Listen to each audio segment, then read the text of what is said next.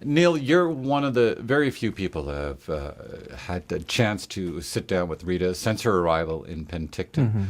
What was the conversation like?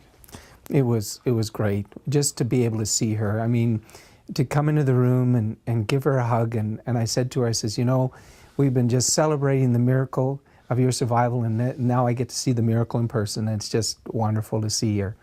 She looked just like Rita always looked, except a little thinner. And but it was just wonderful.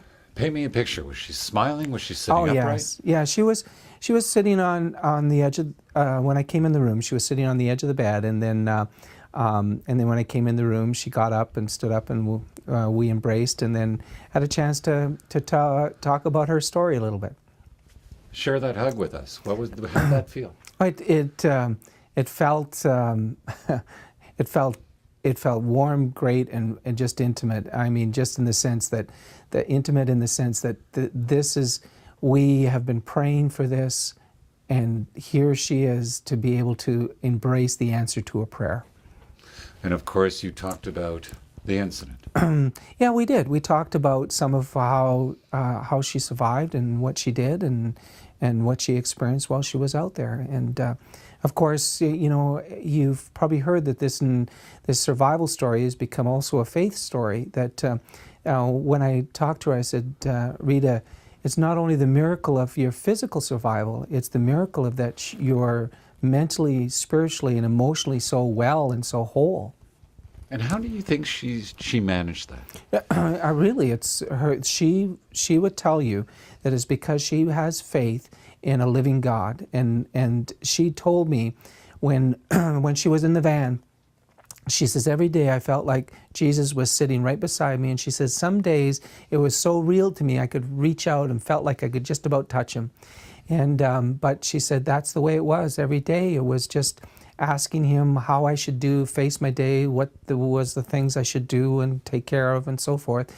And that's how she treated her day. Like she was really talking to the living Lord that was telling her what to do next, and she followed that through. Her survival techniques are quite impressive, the rationing of the food and so forth. Where did she get that? She has no real wilderness experience. She just thought that was the wisest thing to do, to start rationing things. And she would say to you, that's what I felt the Lord telling me to do, and that's what I did. I just started to ration really faithfully. I asked her about the water. I said, how did you get that water? And she said, well, there was actually a stream nearby that she would take 6 bottles of empty bottles of water. They were just water bottles, and she'd walk down to the stream and fill them up. And I said, and what was it like? Well, she says, I had to let them sit for a while so all the sediment would fall to the bottom and it would be all dirty in the bottom. And when I had a little bit of food, she says, I did that every 3 days. I filled up 6 bottles every 3 days. Then after I had no food, she says, I had to go every second day to get water. And I had to be very careful because of what she had to do. And she said to me, and then she got back to the van with the water, and I said, were you concerned about, you know, things like beaver fever stuff? And she said, it did cross my mind, and but I prayed the Lord would protect me. And I says, did they test you for that? She says, I have nothing. She said, they tested me and there's no signs of anything. Did she ever lose hope that she would never be found? She told me that she prayed. Well, let me back up. When I told her today, I said to you, did you get a chance to hear what the rescuers said? She said, no. She said, I said to her, so, well, what happened was that they took a wrong turn. And the guy that was leading didn't go to the road that he was supposed to go, and he took a wrong turn. And she said to me, she says, you know what? She says, I asked the Lord that she would allow somebody to take a wrong turn to find me, because it was a wrong turn that got us here. And that's how come we ended up here. And I thought, the only way anybody's going to find us is if they take a wrong turn. And I says to her, I says, isn't it great to hear that someone took a wrong turn and you answered your prayer in that?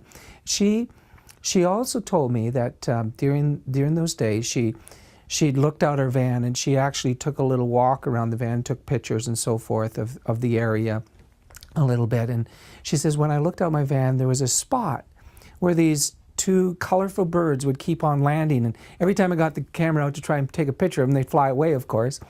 And she says, but I always thought, hey, she said, Lord, that would be the perfect place for the helicopter to land to come get me. And that's exactly where the helicopter, she said, that's exactly where the helicopter landed, is right in that spot. And did she share that feeling when the helicopter landed? What that felt like? I didn't get to that, but I felt like just from her story, just the relief and the answers. She told me, she said, I felt like my whole situation was going to come to an end on Friday, and she said that's what I had a clear sense, that Friday was the day that this was all going to come to an end, and so when it did, it was the answer to what I felt the Lord was telling me. Was there a reason why she picked Friday? No. She just said that's the way she felt, the impression she had. Why she hadn't felt the weeks before that, I don't know, but she felt that day was the day. She wrote a journal during those long days? Yeah. Did she share any of the contents? No, she didn't. And she might someday, but at this point she hasn't. Albert, always on everybody's mind, Yes. including your mind, Yes. Rita's mind. How's she feeling about Albert? Well, she's come to some understanding of this might not turn out well, and Al and her have been sweethearts. Rita's been Al's one love, and he would do anything for his wife, and she has a sense that when she was in that van, that after so many days of him not returning, he would have returned to her if he had all at all could possibly return. So there was some sense already that she might have lost him. And so she's just waiting to see what will happen. But she's I think, at peace at this point, and she'll have to face the rest when the rest of the story gets told. Did she mention how the conversation went before Al left? She didn't mention anything to me today. No, she didn't. We didn't talk about those details. It's just what I know, that she had talked about details of what route he was going to take and so forth. But as far as the intimate part, she hasn't shared that. The international spotlight is on her. You've talked to every type of media.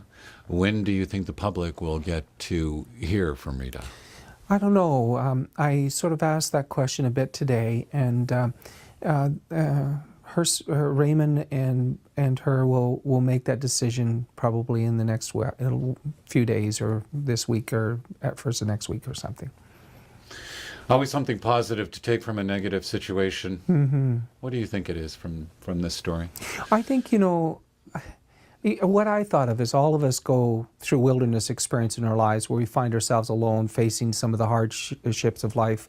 And the lesson in this story is that here's a woman who faced probably one of the most amazing wilderness experiences, where she's all alone for 45 days by herself. 48 days in total that she was there, but Al didn't leave until the 22nd. And she faced that wilderness experience all alone. But she would say, never alone, always with my God. And so for all of us who look on it, we all recognize that we might face one of those wilderness experiences. We might not be lost out in the boondocks, but we might get cancer, we might be in an accident, we might, lose a loved one and stuff. All of us face those horrendous things in life. And to hear somebody and how they did it gives us a new faith, and that if someone like Rita can to make it through and hear the faith that she had, there's a story there for all of us to hear. Neil, thanks for doing this. Okay, thanks, Kelly.